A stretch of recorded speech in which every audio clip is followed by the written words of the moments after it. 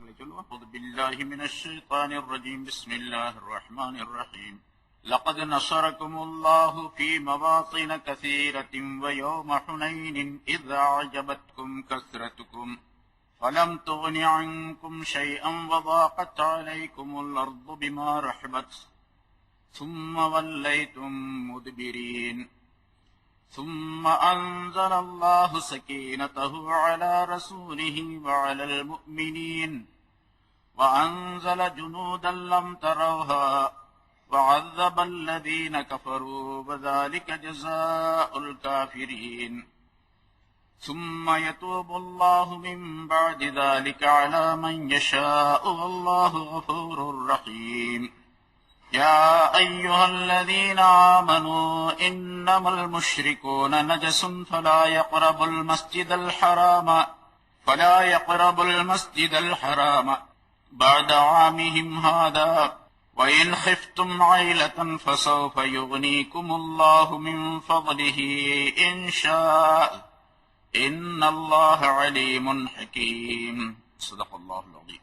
கண்ணியத்திற்குரிய பெரியோர்களே, சகோதரர்களே, அல்லாஹ் தஆலாவுடைய கிருபையால் 634வது வாரமாக தப்சீருடைய இந்த தொடர் பயான் இப்பொழுது ஆரம்பிக்கப்படுகிறது. சூரத்து தௌபா என்ற அத்தியாயத்தின் 25 ஆயத்துகள் இதற்கு முன்னால் விளக்கம் சொல்லப்பட்டிருக்கின்றன. சென்ற வாரம் சொல்லப்பட்ட ஆயத்துகளின் கடைசியில் மக்கா வெற்றிக்கு பிறகு, ஹிஜ்ரி 8வது ஆண்டு மக்கா வெற்றிக்கு பிறகு, மக்காவுக்கும் தாயிஃபுக்கும் இடையிலே உள்ள ஹுனைன் என்ற இடத்திலே ஒரு போர் நடந்தது. ஹுனைன் என்ற பகுதியிலே உள்ளவர்கள் ஹவாஸின் என்ற கூட்டத்தினர். மக்கா வெற்றி ரசூலுல்லாஹி ஸல்லல்லாஹு அலைஹி வஸல்லம் அவர்களுக்கு ஏற்பட்ட பொழுது அவர்கள் சொன்னார்கள், ஹவாஸின் என்ற அந்த கூட்டத்தினர், மக்காவாசிகளுக்கு போர் செய்வதற்கு தெரியவில்லை, போர் தந்திரம் தெரியவில்லை, எங்களிடத்தில் அவர் வந்தால் நாங்கள் அவர்களை தோல்வியுறச் செய்வோம் என்பதாக சொல்லி முஸ்லிம்களிடத்தில் போரிடுவதற்காக வேண்டி தயார் செய்தார்கள். அக்கம் பக்கத்தில் உள்ள சில கூட்டத்தினரையும் தாயிஃபிலே உள்ள சகீஃப் என்ற கோத்திரத்தாரையும் தங்களுக்கு ஆதரவாக சேர்த்துக் கொண்டார்கள். தாயிஃபிலே உள்ள அந்த சகீஃப் என்ற கூட்டத்தினர் தான் ரசூலுல்லாஹி ஸல்லல்லாஹு அலைஹி வஸல்லம் அவர்கள் அங்கே பிரச்சாரத்திற்கு சென்ற பொழுது சிறுவர்களை ஏவிவிட்டு கல்லால் அடித்தவர்கள் சகீஃப் கூட்டத்தினர். அவர்களையும் இவர்கள் தங்களோடு சேர்த்துக் கொண்டு போருக்கு தயாராகக்கூடிய நிலை இருந்தது. இதை தெரிந்த ரசூலுல்லாஹி ஸல்லல்லாஹு அலைஹி வஸல்லம் அவர்கள் மக்காவிலே செய்ய வேண்டிய ஏற்பாடுகளை எல்லாம் செய்துவிட்டு, சட்ட ஒழுங்குகளை எல்லாம் சரிப்படுத்திவிட்டு சஹாபாக்களுடன் ஹுனைன் என்ற அந்த இடத்திற்கு புறப்பட்டார்கள். மதீனாவிலிருந்து வந்தவர்கள் 10,000 பேர், முஹாஜிரீன்கள், அன்சாரிகள் எல்லோரும் சேர்த்து. மக்கா வெற்றியான உடனேயே ஓரிரு நாள்களிலேயே 2000க்கு மேற்பட்டவர்கள் இஸ்லாத்தை தழுவினார்கள் மக்காவாசிகளிலே. அந்த 2000 பேரும் இந்த படையுடன் சேர்ந்து கொண்டார்கள். ஆக 12,000 நபர்களை கொண்ட ஒரு படையுடன் ரசூலுல்லாஹி ஸல்லல்லாஹு அலைஹி வஸல்லம் அவர்கள் ஹுனைன் என்ற இடத்தை நோக்கி சென்றார்கள். ஆனால் அங்கே இருக்கக்கூடிய அந்த ஹவாஸ் என்ற கூட்டத்தாருக்கு அரசரை போன்று தலைவராக இருந்த ஒருவர், மாலிக் இப்னு அவுஃப் என்பவர், தன்னுடைய கூட்டத்தாரை எல்லாம் அழைத்து இவர்களிடத்தில், அதாவது முஸ்லிம்களிடத்தில் எப்படி போரிட வேண்டும் என்பதை சொல்லிக் கொடுத்தார். நாம் தந்திரமாகத்தான் அவர்களை வெல்ல வேண்டுமே தவிர நேரடியாக மோத முடியாது. ஆகவே அவர்கள் வருகின்ற அந்த நாளில் காலை நேரத்தில், அதிகாலை நேரத்தில், இரவோடு இரவாக நாம் அங்கே சென்று அந்த இடத்திலே முள் செடிகள் நிறைந்த இடம் அது, அந்த செடிகளிலே பின்னால் ஒளிந்து கொள்ள வேண்டும். முஸ்லிம்கள் அதிகாலையிலே இங்கே வருவார்கள். ஒரே நேரத்தில் எல்லோரும் மறைந்திருக்கக்கூடிய இடத்திலிருந்து புறப்பட்டு வெளியே வந்து ஒரே தாக்குதலாக தாக்க வேண்டும். இப்பொழுது முஸ்லிம்களை தோல்வியுறச் செய்து விடலாம் என்பதாக அந்த தலைவர் மாலிக் இப்னு அவுஃப் என்பவர் ஒரு ஆலோசனை சொல்லி அதன்படி நடக்குமாறு கட்டளையிட்டார். அதே நேரத்தில் நாம் ஆண்கள் மற்றும் வாலிபர்கள் மட்டும் போருக்கு செல்லக்கூடாது. நம்மிடத்தில் இருக்கக்கூடிய எல்லா மனிதர்களும் வர வேண்டும், வயோதிகளும் போருக்கு வர வேண்டும். அவர்கள் ஒரு பக்கமாக அமர்த்தப்பட வேண்டும். பெண்களும் வர வேண்டும், தங்களுடைய குழந்தைகளையும் தூக்கி கொண்டு வர வேண்டும். அவர்களும் போர்க்களத்திலே ஒரு பக்கமாக இருக்க வேண்டும். ஆண்கள், பெண்கள், குழந்தைகள் மட்டுமல்ல, நம்முடைய ஆடு மாடு ஒட்டகங்களையும் கொண்டு வர வேண்டும். அதுவும் அந்த போர்க்களத்திலே ஒரு இடத்தில் இருக்க வேண்டும். அது மட்டுமல்ல, நம்மிடத்தில் இருக்கக்கூடிய தங்கம், வெள்ளி போன்ற பொருள்களையும் கொண்டு வர வேண்டும். அதுவும் ஒரு பக்கம் குவித்து வைக்கப்பட்டு இருக்க வேண்டும். முன்னணியிலே இருக்கக்கூடியவர்கள் நம்முடைய வாலிபர்கள், வீரர்கள் இருக்க வேண்டும். இப்பொழுது போரிடக்கூடிய நேரத்தில், முஸ்லிம்களிடத்தில் போரிடக்கூடிய நேரத்திலே போர்க்களத்திலேயே தங்களுடைய வயோதிகமான மனிதர்களை, தாய் தந்தையரை பார்க்கின்றார்கள், பெண்களை பார்க்கின்றார்கள், குழந்தைகளை பார்க்கின்றார்கள், தங்களுடைய ஆடு மாடு ஒட்டகங்கள் கால்நடைகளை பார்க்கின்றார்கள், தங்களுடைய பொருள்களை பார்ப்பார்கள். இவற்றையெல்லாம் பார்க்கும் பொழுது அவர்களுக்கு ஒரு வீராவேசம் வரும். இவர்களுக்காக வேண்டி, இந்த பொருள்களுக்காக வேண்டி கட்டாயமாக நாம் வெற்றி பெறத்தான் வேண்டும், எதிரியை தோல்வியுறச் செய்யத்தான் வேண்டும் என்ற ஒரு வீராவேசமான எண்ணம் வந்து அதன் காரணமாக அவர்கள் வீரத்தோடு போரிட்டு வெல்லக்கூடிய நிலை ஏற்படும் என்பதற்காக வேண்டி அவர் தந்திரமாக இப்படி சொல்லிக் கொடுத்தார் மாலிக் இப்னு அவுஃப் என்ற அந்த தலைவர். அதே மாதிரி ரசூலுல்லாஹி ஸல்லல்லாஹு அலைஹி வஸல்லம் அவர்கள் தங்களுடைய படையுடன் 12,000 பேருடன் புறப்பட்டார்கள். ஆனால் முஸ்லிம்கள் இப்பொழுது, சஹாபாக்கள், எந்த விதமான போரும் இல்லாமல் மக்கா வெற்றி அடைந்து விட்டது. மக்கா இவருடைய கைக்குள் வந்து விட்டது. அதே போல மக்காவாசிகளில் ஏராளமானவர்கள் இஸ்லாத்தை தழுவிவிட்டார்கள். பெரும்பாலானவர்கள் ரசூலுல்லாஹி ஸல்லல்லாஹு அலைஹி வஸல்லம் அவர்களுக்கு கட்டுப்பட்டு அந்த மக்காவாசிகளிலே நடந்து கொண்டார்கள். இப்ப ரசூலுல்லாஹி ஸல்லல்லாஹு அலைஹி வஸல்லம் ஆட்சி அங்கே ஏற்பட்டிருந்தது, இஸ்லாமிய ஆட்சி ஏற்பட்டிருந்தது. பல பேர் உயிருக்கு பயந்து கொண்டு மக்காவை விட்டு ஓடியவர்களும் உண்டு. இந்த நிலையை பார்த்த பொழுது சஹாபாக்களுக்கு சற்று பெருமை ஏற்பட்டது, நமக்கு வலிமை ஏற்பட்டு விட்டது, நாம் எந்த படையையும் வென்றுவிடலாம் என்ற ஒரு எண்ணம் ஏற்பட்டது. அதே நேரத்தில் எப்பொழுதும் இல்லாத அளவுக்கு 12,000 பேர்களை கொண்ட ஒரு பெரிய படை நம்மிடத்தில் இருக்கின்றது, நாம் எளிதாக அந்த கூட்டத்தாரை வென்றுவிடலாம், ஜெயித்து விடலாம் என்பதாக நினைத்தார்கள். அல்லாஹ் தஆலா அதை இந்த ஆயத்திலே சொல்லி காட்டுகின்றான். லகத் நஸரகுமுல்லாஹு ஃபீ மவாத்தின கஸீரா, பெரும்பாலான இடங்களிலே, பெரும்பாலான போர்க்களங்களிலே அல்லாஹ் தஆலா உங்களுக்கு திட்டமாக உதவி செய்தான். வயௌம ஹுனைன், ஹுனைனுடைய நாளிலும் உங்களுக்கு உதவி செய்தான். இது அஜபத்துக்கும் கஸ்ரத்துக்கும், நீங்கள் அதிகமான தொகையினர் இருப்பது உங்களை ஆச்சரியப்படுத்தி பெருமை கொள்ள செய்த நேரத்தில் அல்லாஹ் தஆலா ஹுனைன் நாளிலே உங்களுக்கு உதவி செய்தான். அதிகமான படையினர் இருப்பது அவர்களுக்கு ஒரு பெரிய ஆச்சரியத்தை உண்டாக்கியது, அதாவது பெருமையை உண்டாக்கியது. நம்மை யாரும் வெல்ல முடியாது என்பதாக நினைத்தார்கள். ஆனால் பலம் தோனி ஆன்கும் ஷைஆ, நீங்கள் நினைத்த அந்த நினைப்பு எந்த பலனையும் தரவில்லை, உங்களை விட்டும் எந்த பலனையும் எதையும் அது தந்துவிடவில்லை. அதாவது உங்களுடைய அந்த பெரும்பாலான அதிகமான படை உங்களுக்கு எந்த விதமான உதவியோ அல்லது லாபமோ தரவில்லை, வெற்றியை ஈட்டி தரவில்லை. ஒரு ஆரம்பமான ஒரு தோல்வியை அதன் மூலமாக நீங்கள் சந்திக்க நேரிட்டது. அந்த தோல்வியின் காரணமாக வலாகத் அலைஹிக்குமுல் அர்து பிமா ரஹ்பத், இந்த பூமி உங்களுக்கு மிக நெருக்கடியாக தெரிந்தது. அது விசாலமாக இருப்பதுடன், பூமி மிக விசாலமாக இருக்கின்றது. விசாலமாக இருந்தும் கூட உங்களுக்கு எப்படி தெரிந்தது என்று சொன்னால், மிக நெருக்கடியாக தெரிந்தது. மிக குறுகிய ஒரு பகுதியிலே நாம் இருந்து கொண்டிருக்கின்றோம், இந்த பூமி நம்மளை நெருக்கிக் கொண்டிருக்கின்றது, நெருக்கமான சிரமமான ஒரு இடத்தில் நாம் இருக்கின்றோம் என்ற உணர்வு உங்களுக்கு ஏற்பட்டது. சும்மா வல்லைட்டும் முதுபிரீன், பிறகு நீங்கள் புறமுதுகிட்டவர்களாக ஓடிச் சென்றீர்கள். சும்மா அன்ஸலல்லாஹு ஸகீனத்துஹு அலா ரசூலிஹி வ அலல் முஃமினீன், பிறகு அல்லாஹ் தஆலா தன்னுடைய ஸகீனத் என்ற நிம்மதியான அமைதியான சூழ்நிலையை தன்னுடைய ரசூலின் மீதும் தன்னுடைய மூமினான அடியார்களின் மீதும் இறக்கி வைத்தான். வ அன்ஸல ஜுனூதல் லம் தரவுஹா, நீங்கள் பார்க்க முடியாத ஒரு படையினரையும் அல்லாஹ் இறக்கி வைத்தான். வ அஸபல்லதீன கஃபரு, அதன் காரணமாக காபிரானவர்களை அல்லாஹ் தஆலா வேதனை செய்தான், அவர்களுக்கு தண்டனை கொடுத்தான்.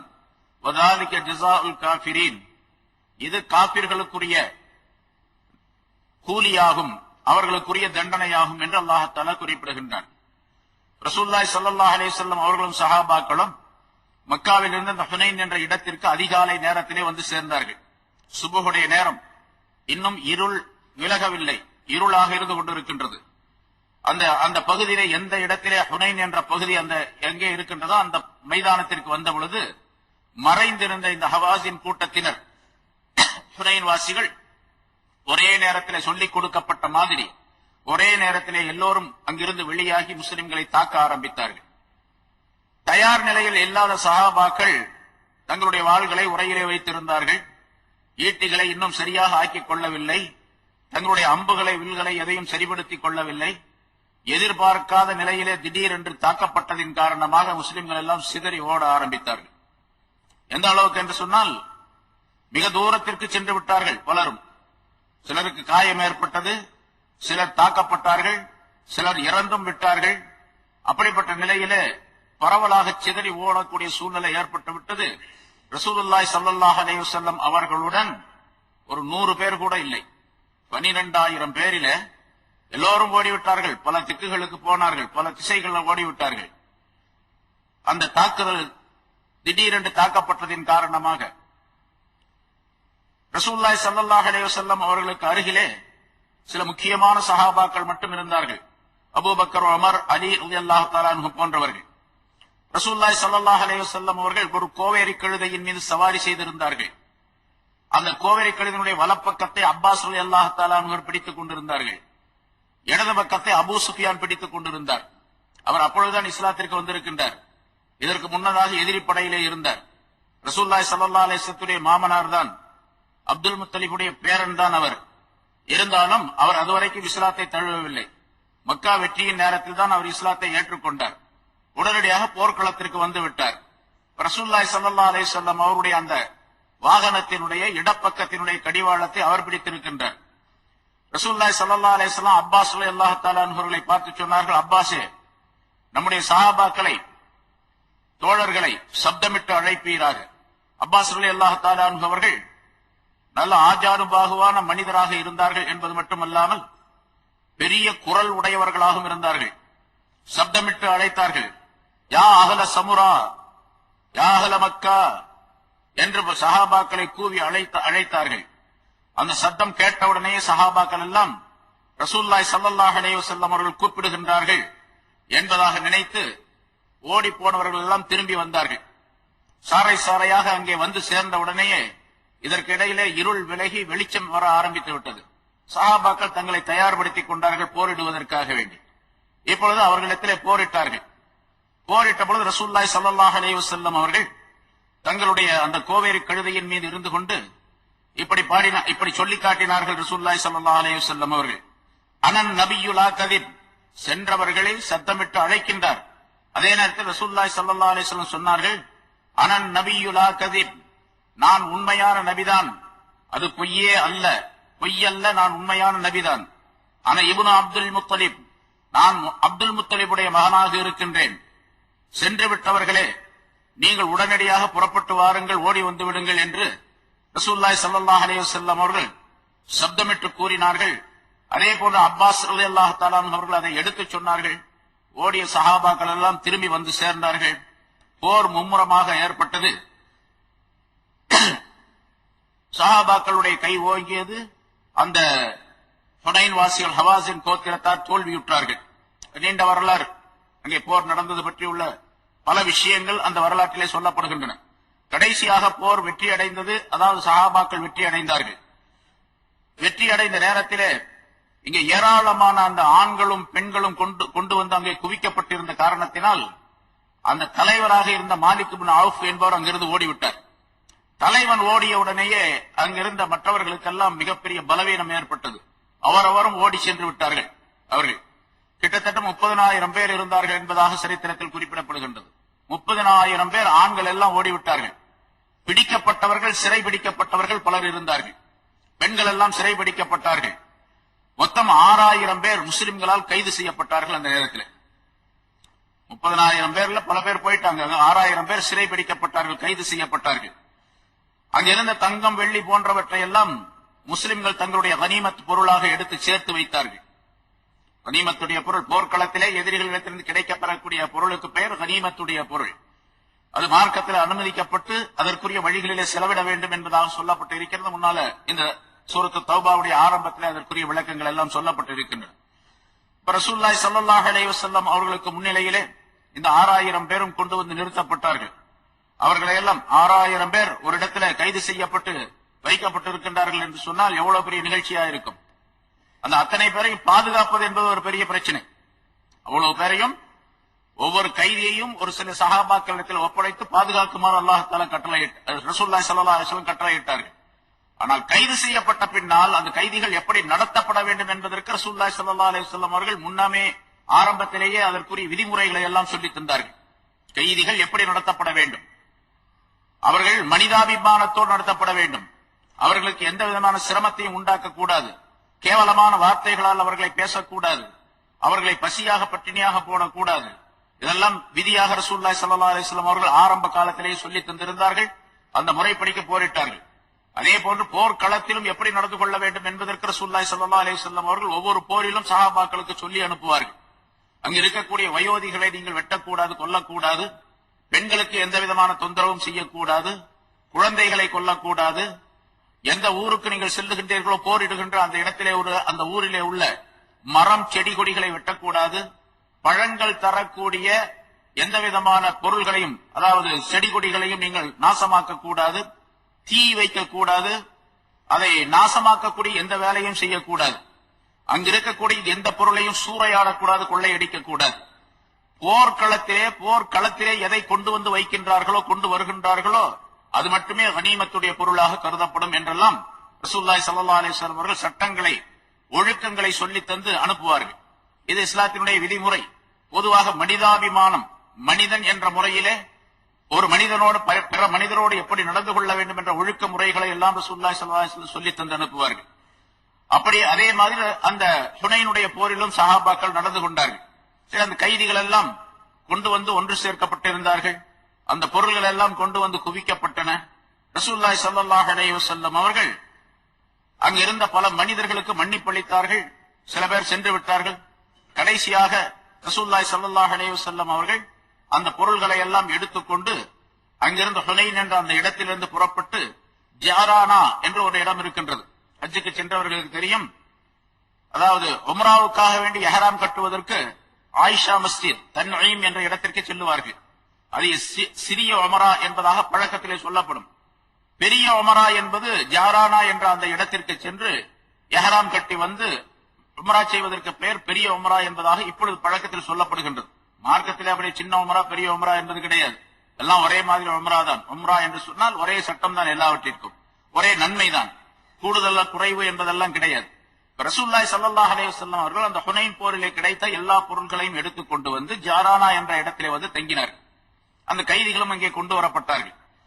பிறகு ரசூலுல்லாஹி ஸல்லல்லாஹு அலைஹி வஸல்லம் அவர்கள் வழக்கப்படி, ஆனா ரசூலுல்லாஹி ஸல்லல்லாஹு அலைஹி வஸல்லம் அவர்களுக்கு இந்த வெற்றி கொடுக்கப்பட்டது சும்மா சாதாரணமாக அல்ல. ரசூலுல்லாஹி ஸல்லல்லாஹு அலைஹி வஸல்லம் மிகப்பெரிய கவலை அடைந்தார்கள். அல்லாஹ் தஆலாவிடத்தில் கேட்டார்கள், யா அல்லாஹ், இப்படி ஒரு நிகழ்ச்சி ஏற்பட்டு விட்டது, நீதான் இந்த நிகழ்ச்சியை சரிபடுத்தி தர வேண்டும். அல்லாஹும்ம அன்ஜிஸ்லி மா வஅத்தனி, போர்க்களங்களிலே வெற்றி தருவதாக நீ வாக்களித்திருக்கின்றாய். பத்ரு போரிலே சொன்ன அதே வாசகத்தை ரசூலுல்லாஹி ஸல்லல்லாஹு அலைஹி வஸல்லம் அவர்கள் அல்லாஹ் தஆலாவிடத்தில் இங்கேயும் கேட்கின்றார்கள். ஹுனைன் போரிலும் அல்லாஹும்ம அன்ஜிஸ்னி மா வஅத்தனி, யா அல்லாஹ், எனக்கு நீ எதை வாக்களித்திருக்கின்றாயோ அதை நிறைவேற்றி வைப்பாயாக, அதை நிரப்பமாக தருவாயாக என்பதாக சொன்னார்கள்.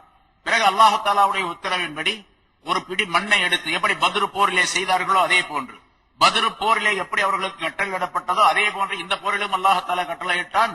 ஒரு பிடி மண்ணை எடுத்து அதை எதிரிகளை நோக்கி எறிந்தார்கள் ரசூலுல்லாஹி ஸல்லல்லாஹு அலைஹி வஸல்லம் அவர்கள். 30,000 பேர் கொண்ட அந்த படையினரிலே, பத்ரு போரில் 313 பேர், இங்கே 30,000 பேர். ஒவ்வொருவருடைய கண்களிலும் வாயிலும் அதனுடைய துளி பட்டது, அந்த மண் போய் கண்ணிலும் வாயிலும் பட்டது என்பதாக குறிப்பிடப்படுகின்றது. அந்த மண் பட்டதின் காரணமாக அவர்களுடைய கண் விழிக்க முடியாமல் ஆக்கப்பட்டு போர் செய்வதற்கு தடுமாற்றம் உடையவர்களாக ஆக்கப்பட்டு விட்டார்கள். அதன் காரணமாக சஹாபாக்கள் எளிதாக வெற்றி அடைந்தார்கள். அது மட்டுமல்ல, அல்லாஹ் தஆலா வானிலிருந்து இவர்களுக்கு ஒரு மனக்கலக்கம் ஏற்பட்டிருந்தது ஆரம்பத்தில். அந்த கலக்கத்தை அல்லாஹ் தஆலா நீக்கி வைத்து மன நிம்மதியை அளித்தான். அதைத்தான் இங்கே அல்லாஹ் தஆலா சொல்லுகின்றான். முதல்ல அவங்களுக்கு இருந்த நிலை எப்படி இருந்தது என்று சொன்னால், சஹாபாக்களுக்கு அந்த தோல்வியுற்ற நேரத்திலே இந்த விசாலமான பூமியிலே ரொம்ப நெருக்கடியாக இருப்பதை போன்று ஒரு தோற்றம் அவர்களுக்கு ஏற்பட்டது. அதை அல்லாஹ் சொல்லுகின்றான், இந்த பூமி மிக விசாலமாக இருந்ததுடன் அது உங்களுக்கு ரொம்ப பெரிய நெருக்கடியாக இருந்தது. அந்த நிலை ஏற்பட்டு விட்டது.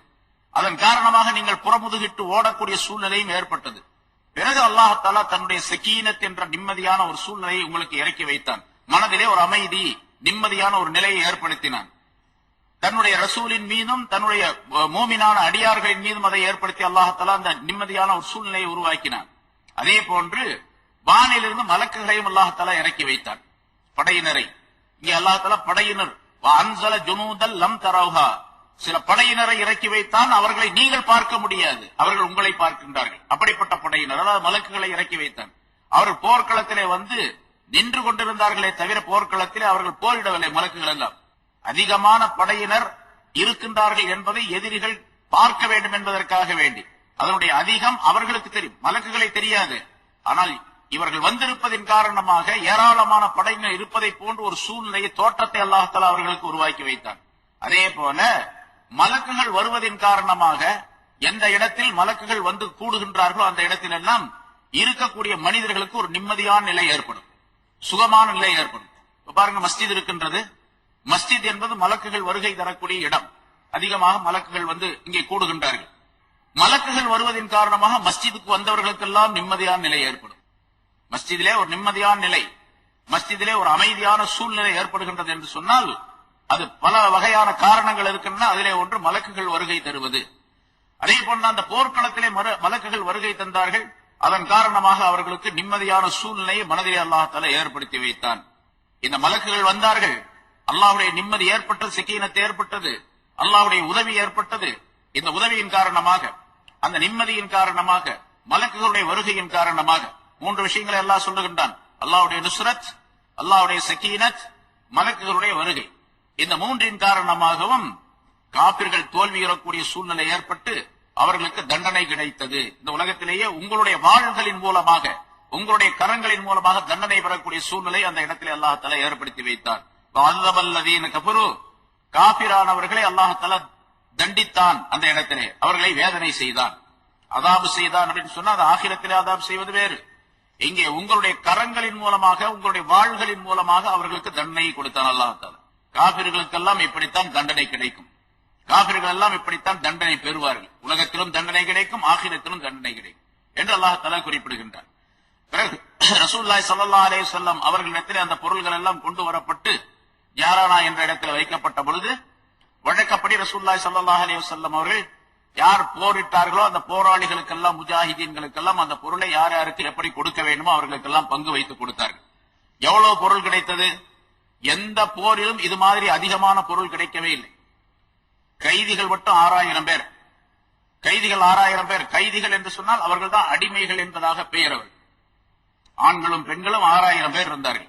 மிகப்பெரிய தொகையினர். எந்த போரிலும் இது மாதிரி இவ்வளவு பெரிய கைது நடத்தப்படவே இல்லை. அதே மாதிரி அங்கதான் முதல்ல ஒட்டகம், ஆடு, மாடு பொருள்கள் எல்லாம் கொண்டாந்து வச்சுட்டாங்கல்ல, அவங்க முஸ்லிம்களுக்கு வசதியா போச்சு. அல்லாஹ் தஆலாவுடைய ஏற்பாடு. இதுவெல்லாம் முஸ்லிம்களுக்கு கிடைக்க வேண்டும் என்ற ஏற்பாட்டை அல்லாஹ் தஆலா முதல்ல நியமனம் செய்திருக்கின்றான். அதன்படி அவர்களுக்கு அல்லாஹ் தஆலா அந்த எண்ணத்தை போட்டு அங்கே போர்க்களத்திற்கு கொண்டு வந்தார்கள். மிக எளிதாக அவர்கள் தோல்வியுற்ற உடனே அந்த பொருள்கள் எல்லாம் இவர்களுடைய வசம் வந்துவிட்டது. ஒட்டகம் மட்டும் 24,000 ஒட்டகங்கள், ஆடுகள் 40,000 ஆடுகள், வெள்ளி காசுகள் அதாவது திருகங்கள் இருந்தன 4000 ஊக்கியா, கிட்டத்தட்ட 1,60,000. ஒரு ஊக்கியா என்பது 40 திருகம். 1,60,000 திருகங்கள் வெள்ளி காசுகள் இருந்தன. இது அல்லாம வேறு சில பொருள்கள் எல்லாம் இருந்தன. இந்த பொருள்கள் எல்லாம் ஒன்று சேர்க்கப்பட்டு யார் யாருக்கு கொடுக்க வேண்டுமோ அவர்களுக்கெல்லாம் கொடுத்தார்கள். இப்போ ஹஜ்ரத் அப்பாஸ் ரலியல்லாஹு தஆலா அன்ஹு அவர்கள் அங்கே இருந்தார்கள். அவர்களுக்கு கொஞ்சம் பொருளை கொடுத்தார்கள். அபூ சுஃபியான் வந்தார். புதிதாக யார் இஸ்லாத்தை ஏற்றுக்கொண்டார்களோ கொஞ்ச நாளைக்கு முன்னால, அதாவது மக்காவிலே, மக்கா வெற்றியான, இது ரமலான் மாசம் நடந்த விஷயம். ரமலான் மாசம் பிறை 8வது பிறை என்று ரசூலுல்லாஹி ஸல்லல்லாஹு அலைஹி வஸல்லம் மக்காவை கைப்பற்றினார்கள். மக்கா வெற்றி அடைந்தது. 2 நாள், 10க்குள்ள 2 நாள்ல மக்காவிலே செய்ய வேண்டிய எல்லா வேலைகளையும் செய்து முடித்தார்கள்.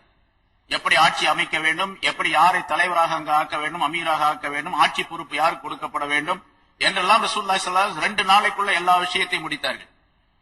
ஒரு சஹாபியை அந்த மக்காவுக்கு தலைவராக ஏற்படுத்திவிட்டு நிர்வாக பொறுப்பை அவரிடத்தில் ஒப்படைத்துவிட்டு ஹிஜ்ரி ரமலான் மாசம் 10வது நாள், ஹிஜ்ரி 8வது ஆண்டு ரமலான் மாசம் 10வது நாள் தான் இந்த ஹுனைன் போர் நடந்தது. 2 நாள்ல எல்லா விஷயத்தையும் முடிச்சுட்டாங்க ரசூலுல்லாஹி ஸல்லல்லாஹு அலைஹி வஸல்லம். அல்லாஹ் தஆலாவுடைய ஒரு அருள் இல்லாமல், அதாவது அல்லாஹ்வுடைய ரசூல் அல்லாமல் வேறு எவராலும் அதை செய்ய முடியாது. அப்படிப்பட்ட மிகப்பெரிய, சாதாரணமாக நம்மை போன்ற மிகப்பெரிய அரசியல் தந்திரம் உள்ளவர்கள், அரசியல் மேதைகளாக இருந்தாலும் கூட பல ஆண்டுகளாகும் அந்த நிர்வாகத்தை சீர் செய்வதற்கு.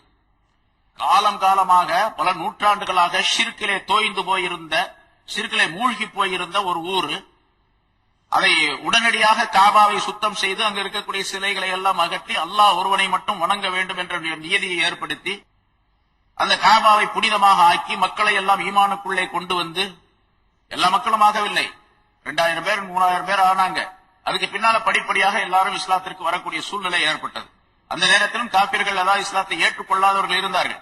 ஆனால் அவர்களுக்குரிய சட்டங்களை ரசூலுல்லாஹி ஸல்லல்லாஹு அலைஹி வஸல்லம் சொல்லி தந்தார்கள்.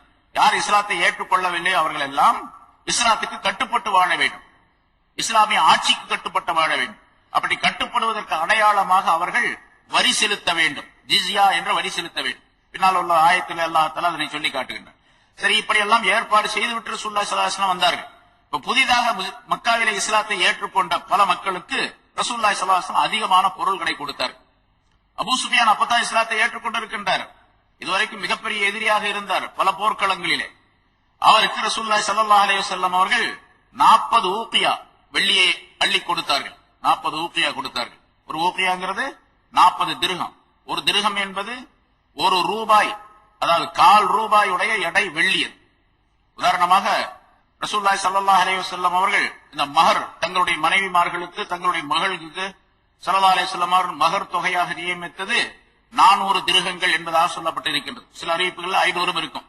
400 திர்ஹம் என்பது 1.25 கிலோ வெள்ளி. 400 திர்ஹம் என்பது 1.25 கிலோ வெள்ளி. அப்ப 40 ஊக்கியா அப்படின்னு சொன்னா எவ்வளவு இருக்கும்? 1600 இல்லையா? 40 ஊக்கியாங்கிறது 1600 திர்ஹம். இப்ப 1600 திர்ஹம் எத்தனை கிலோ இருக்கும்? இவ்வளவு வெள்ளியை கொடுத்தார்கள் ரசூலுல்லாஹி ஸல்லல்லாஹு அலைஹி வஸல்லம். அது அல்லாம அத்தோடு 100 ஒட்டகங்களையும் கொடுத்தார்கள். அதே போல அபூ சுஃபியானுடைய 2 மகன்கள் இருந்தார்கள். அவர்களும் இஸ்லாத்தை ஏற்றுக்கொண்டார்கள். அப்பொழுது அவர்களுக்கும் அதே மாதிரி கொடுத்தார்கள். அபூ சுஃபியானுக்கு எவ்வளவு கொடுத்தார்களோ அதே மாதிரி கொடுத்தார்கள். ஹக்கீம் இப்னு ஹிஸாம் என்று ஒருவர், அவர் கொஞ்சம் வறுமைப்பட்டவராக இருந்தார். அவருக்கு 100 ஒட்டகங்கள் கொடுத்தார்கள். யார சொல்ல 100 பத்தாவது, இன்னும் கொஞ்சம் கொடுங்கன்னு கேட்டார். இன்னொரு 100 கொடுத்தார்கள் ரசூலுல்லாஹி ஸல்லல்லாஹு அலைஹி வஸல்லம் அவர்கள். இன்னொருத்தர் வந்தார்.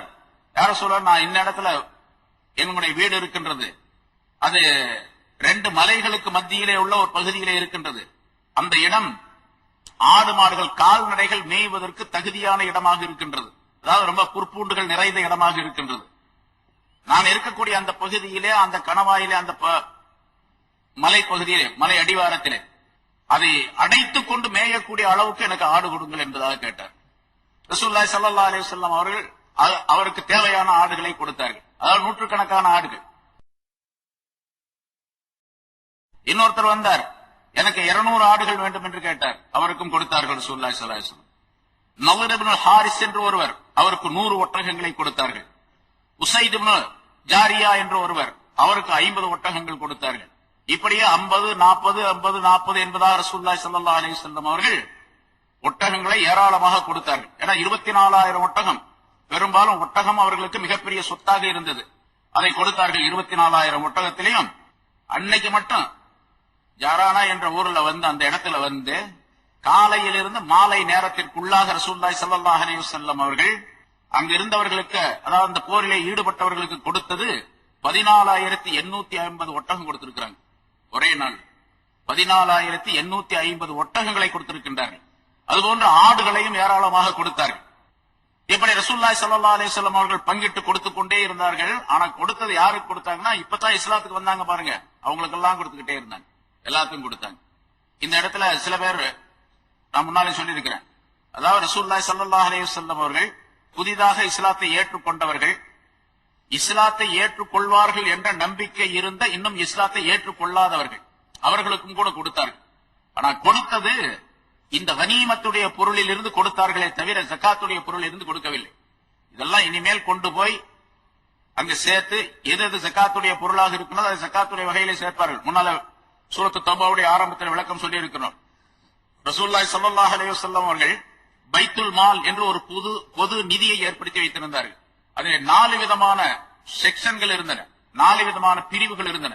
ஜகாத்துடைய பொருள் ஒரு பக்கம் வைக்கப்பட்டிருக்கும், அதே போன்று சதகா தான தர்மங்கள் ஒரு பக்கம் வைக்கப்பட்டிருக்கும், அதே போன்று யார் அன்பளிப்பாக கொண்டு வந்து கொடுக்கின்றார்களோ அந்த பொருள்கள் ஒரு பக்கம் இருக்கும். யாருடைய பொருளுக்கு வாரிசு இல்லாமல் ஆகி விடுகின்றார்களோ, ஒருவர் இறந்து விடுகின்றார், அவருக்கு எந்த வாரிசும் கிடையாது என்று இருந்தால் அந்த பொருளும் இந்த பொது நிதியிலே அரசாங்கத்திலே வந்து சேர்க்கப்படும். அந்த மாதிரி வாரிசே இல்லாத பொருளுக்கு தனி ஒரு செக்ஷனை வைத்திருந்தார்கள் ரசூலுல்லாஹி ஸல்லல்லாஹு அலைஹி வஸல்லம் அவர்கள்.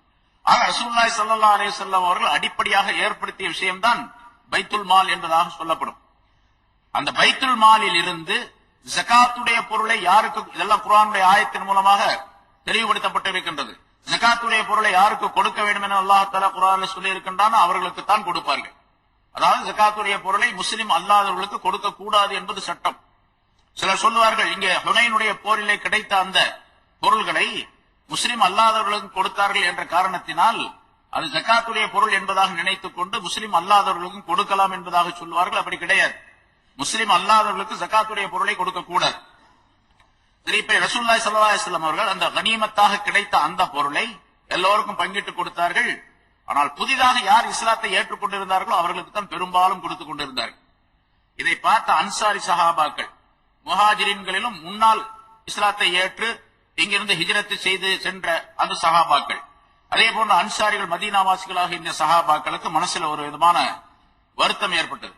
ஏன்னா நம்ம பழைய ஆளு, எவ்வளவு நாளா இந்த இஸ்லாத்துல இருக்கிறோம், இஸ்லாத்துக்காக வேண்டி எவ்வளவு தியாகங்கள் செய்திருக்கின்றோம், எத்தனை உயிர்களை பலி கொடுத்திருக்கின்றோம், எவ்வளவு பொருளை செலவு செய்திருக்கின்றோம், ஆனா நமக்கெல்லாம் கொடுக்காம ரசூலுல்லாஹி ஸல்லல்லாஹு அலைஹி வஸல்லம் அவங்களுக்கே கொடுத்துட்டு இருக்கிறாங்களே அப்படின்னு சொல்லிட்டு ஒரு விதமான எண்ணம் ஏற்பட்டது. இப்ப என்ன பண்றாங்க, நம்ம எவ்வளவு நாளா கட்சியில இருக்கிறோம், நமக்கே சீட்டு கிடைக்கல அப்படின்னு சொன்னா உடனே வெளியே போயிடுவோம். சீட்டு கிடைக்கலன்னா காசு எங்க கிடைக்குது அங்க போயிடுறோம். சஹாபாக்கள் அந்த மாதிரி ஒரு எண்ணம் ஏற்பட்டது. ரசூலுல்லாஹி ஸல்லல்லாஹு அலைஹி வஸல்லம் அவர்கள் சொன்னார்கள், அன்சாரி சஹாபாக்கள் இப்படி கவலைப்படுகின்றார்கள், மனசுல இப்படி நினைக்கிறாங்கன்னு தெரிஞ்சிச்சு. உடனே கூப்பிட்டு ரசூலுல்லாஹி ஸல்லல்லாஹு அலைஹி வஸல்லம் அன்சாரி சஹாபாக்களிடத்தில் சொன்னார்கள், யா மாஷரல் அன்சார், அன்சாரி சஹாபாக்களே, அமா தரல்லவுன அன் யர்ஜான் நாஸ் பிஷ்ஷாஇ வல் பகீர் வ தர்ஜவுன பிரசூலில்லாஹி இலா ரிஹாலிக்கும். அன்சாரி சஹாபாக்களே, இந்த மனிதர்கள் எல்லாம் யாருக்கு நான் கொடுத்தேனோ இவர்கள் எல்லாம் ஒட்டகங்களையும் ஆடுகளையும் பொருள்களையும் தங்களுடைய ஊருக்கு கொண்டு செல்லுகின்றார்கள் என்பதையும், நீங்கள் உங்களுடைய சாமான்களுடன் அல்லாஹ்வுடைய ரசூலை கொண்டு செல்லுகின்றீர்கள் என்பதை பொருந்திக் கொள்ளவில்லையா என்று கேட்டார்கள். நீங்க ரசூலுல்லாஹ்வை கொண்டுட்டு போறீங்க, இவங்க சாமான கொண்டு போறாங்க, எது பெருசு உங்களுக்கு என்று கேட்டார்கள். உடனே எல்லாரும் ஒட்டுமொத்தமாக சஹாபாக்கள் சொன்னார்கள், ரலீனா யா ரசூலல்லாஹ் பிக ஹல்லம் வ கிஸ்மா, யா ரசூலல்லாஹ் உங்களை நாங்கள் பொருந்திக் கொண்டோம், எங்களோடு நீங்கள் இருப்பது போதும் என்பதாக சஹாபாக்கள் சொன்னார்கள். உடனே ரசூலுல்லாஹி ஸல்லல்லாஹு அலைஹி வஸல்லம் அவர்கள் அன்சாரி சஹாபாக்களுக்கு துஆ செய்தார்கள். அல்லாஹும்ம ரஹமில் அன்சார், யா அல்லாஹ் அன்சாரிகளுக்கு ரஹமத்து செய்வாயாக. வ அப்னாஅல் அன்சார், அன்சாருடைய மக்களுக்கு ரஹமத்து செய்வாயாக. வ அப்னாஅல் அன்சார், அன்சாருடைய மக்களுடைய மக்களுக்கு, அவருடைய சந்ததியின் அனைவருக்கும் நீ ரஹமத்து செய்வாயாக என்று துஆ செய்தார்கள் என்பதாக குறிப்பிடப்படுகின்றது. ஆக அந்த பொருள் கொடுக்கப்பட்டது, யார் இந்த பொருளை கொடுத்தால் இஸ்லாத்தின் மீது பற்றுதல் ஏற்படுமோ அவர்களுக்கு கொடுத்தார்கள் ரசூலுல்லாஹி ஸல்லல்லாஹு அலைஹி வஸல்லம். ரசூலுல்லாஹி ஸல்லல்லாஹு அலைஹி வஸல்லம் அவர்கள் இப்படி கொடுக்கின்றார்கள் என்று சொன்னால் அது அவருடைய இஷ்டத்திற்கு செய்திருக்க முடியாது. ஏன்னா எந்த செயலையும் ரசூலுல்லாஹ் தங்களுடைய இஷ்டத்திற்கு விருப்பத்திற்கு செய்யவில்லை, அல்லாஹ்வுடைய கட்டளைப்படிதான் செய்து முடித்தார்கள். அதனால் அல்லாஹ்வுடைய கட்டளை அப்படி, அல்லாஹ்வுடைய நாட்டம், அல்லாஹ்வுடைய கட்டளை அப்படி இருந்திருக்கும், அதை கொடுத்தார்கள். சஹாபாக்கள் அதை பொருந்திக் கொண்டார்கள். இஸ்லாத்துல எவ்வளவு பெரிய துன்பங்கள் ஏற்பட்டாலும் சரி, இப்ப நம்ம என்ன செய்யணும் அப்படின்னு கேட்டா, சில பேர் பாக்குறோம், அல்லாஹ் ஏன் என்ன இப்படி சோதிக்கிறான், ஏன் எனக்கு இவ்வளவு வறுமையை கொடுக்கறான், ஏன் எனக்கு இந்த கஷ்டத்தை கொடுக்கறான், நான் அல்லாஹ்வுடைய மார்க்கத்துல இல்லையா, அல்லாஹ் சொன்ன மார்க்கத்துல இல்லையா, ரசூலுல்லாஹ் சொன்னபடி நான் நடக்கலையா அப்படின்னு எல்லாம் கேட்கறாங்க, நினைக்கிறாங்க, சொல்றாங்க சில பேர். அல்லாஹ்வுடைய மார்க்கத்துல இருப்பதின் காரணமாக, ரசூலுல்லாஹி ஸல்லல்லாஹு அலைஹி வஸல்லம் சுன்னத்தை எடுத்து நடப்பதின் காரணமாக, தொழுவதின் காரணமாக, நோன்பு வைப்பது அமல் செய்வதின் காரணமாக வறுமை வரக்கூடாது அப்படிங்கறதெல்லாம் கிடையாது. வறுமை வரும், அது வேற விஷயம், இது வேற விஷயம். மார்க்கத்தில் நிலைத்து, பெரும்பாலும் என்ன சொல்ல போனா, யார் மார்க்கத்தை மிகச்சரியாக பேணிக் கொள்ளுகின்றாரோ அவருக்குத்தான் இந்த சிரமங்கள்லாம் ஏற்படும். அல்லாஹ் தஆலா சோதனை செய்வான். சோதனை செய்த பின்னால் தான் அவர்களுக்கு உயர்வை அல்லாஹ் தஆலா கொடுப்பார். உலகத்தில் சாதாரணம் பார்க்கணும், தங்கம் அது மண்ணிலிருந்து வெட்டி எடுக்கப்படுகின்றது, மண்ணோடு கலந்து இருக்கும். அது சுத்தமான தங்கமாக ஆக்கப்பட வேண்டும் என்று சொன்னால் நெருப்புல போட்டு உருக்கி அந்த தங்கத்தை தனியாக பிரித்து அதில் இருக்கக்கூடிய அழுக்குகள் கழிவுகளை எல்லாம் தனியாக நீக்கிய பின்னால் சுத்தமான தங்கமாக ஆனால்தான் அது ஆபரணமாக ஆகும் இல்லையா? அதற்குத்தான் மதிப்பும் மரியாதையும் இருக்கு. மண்ணோடு மண்ணாக இருக்கக்கூடிய நேரத்தில் அந்த தங்கத்துக்கு மதிப்பில்லை. அதே போல புடம் போட்ட தங்கம் என்பதாக சொல்லுவார்கள். எந்த ஒரு மூமினான மனிதருக்கு அல்லாஹ் உலகத்திலே சிரமத்தை ஏற்படுத்துகின்றானோ அந்த சிரமம் அவர்களை புடம் போடுவதற்காக செய்யப்படக்கூடிய ஏற்பாடு என்பதை விளங்க வேண்டும். ரசூலுல்லாஹி ஸல்லல்லாஹு அலைஹி வஸல்லம் அவர்கள் அதுக்கு பின்னால அந்த இடத்துல ஜாரானா என்ற அந்த இடத்துல 13 நாள் தங்கி இருந்ததாக குறிப்பிடப்படுகின்றது. ஏன்னா அங்க செய்ய வேண்டிய பல காரியங்கள் இருந்தன அங்கிருந்து, அதனால 13 நாள் தங்கி இருந்தாங்க.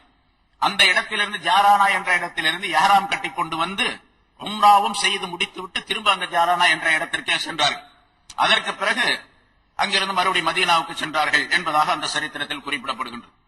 இப்ப இந்த நேரத்தில் இந்த மாலிக் இப்னு அவுஃப் என்ற அந்த ஹவாஸின் கூட்டத்தாருடைய தலைவர் இருந்தார் பாருங்க, அவர் ஆலோசனை சொல்லி கொடுத்தாருல, முதல்ல இப்படி போரிடணும் அப்படின்ட்டு. அவர் என்ன இந்த போர்ல தோல்வியுற்ற உடனே ஆளே ஓடி போயிட்டார். ரசூலுல்லாஹி ஸல்லல்லாஹு அலைஹி வஸல்லம் அவர்கள் கேட்டாங்க, அவர் எங்க அப்படின்னு, உங்க தலைவர் எங்க அப்படின்னு கேட்டாங்க. அவர் போயிட்டார், எங்க போனாருன்னு தெரியாது. கடைசியில் அவரை தேடி பார்த்தா அவர் தாயிஃபுக்கே ஓடி போயிட்டார். தாயிஃபில அந்த சகீஃப் என்ற கிளையாருடைய கோட்டை இருக்குன்னு அந்த கோட்டையில போய் அடைக்கலம் புகுந்துட்டார். ரசூலுல்லாஹி ஸல்லல்லாஹு அலைஹி வஸல்லம் அவர்கள் அவரை அழைத்து வர வேண்டும் என்பதாக விரும்பினார்கள், அல்லது அவராக வந்தார். எப்படி வந்தார் என்று சொன்னால், இப்ப அந்த தலைவரிடத்தில் சொல்லப்பட்டது, நம்முடைய கவுமுகளை சேர்ந்த 6000 பேர் கைதிகளாக பிடிக்கப்பட்டு, நம்ம நினைச்சது வேற நடந்தது வேற, கைதிகளாக பிடிக்கப்பட்டு முஸ்லிம்களிடத்தில் அவர்கள் இருந்து கொண்டிருக்கின்றார்கள். இப்ப நம்முடைய இந்த ஹவாஸின் என்ற கூட்டத்தார் இந்த பகுதியிலேயே மிக உயர்ந்த அந்தஸ்து உள்ளவர்கள் என்பதாக மக்கள் எல்லாம் கருதி கொண்டிருக்கின்றார்கள். இந்த நிலையில ஒரு கூட்டத்தாரிடத்தில் முஸ்லிம்களிடத்தில் அவர்கள் அடிமைகளாக இருப்பது, கைதிகளாக இருக்கின்றார்கள் என்று சொன்னால் அடிமைகளாக இருக்கின்றார்கள் என்று பொருள்.